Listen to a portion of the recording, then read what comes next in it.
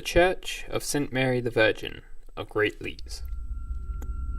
A peaceful place these days, but it wasn't always like this, for during the 1940s, the church, along with a couple other locations in Great Lees, were plagued by the hauntings of the infamous Scrap Faggot Green poltergeist.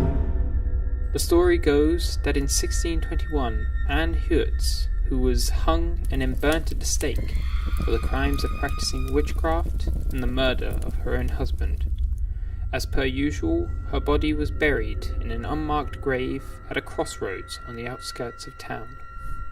It wasn't until 323 years later, when a garrison of World War II American soldiers disturbed her grave and, unbeknownst to them, brought havoc to the inhabitants of Great Lees.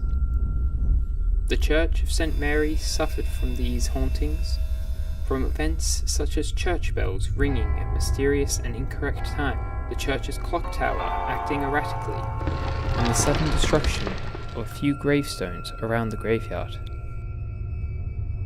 Built around 1170, the inn is said to be the oldest inn in England and has its fair share of paranormal events, example of which being the attempted injury of employees through the use of hidden knives, a bedroom some consider so evil no one should ever be allowed to sleep there. And last but not least, this seems to be the final resting place of the alleged stone sealing the Scrap Faggot Green poltergeist for it to ever wake again.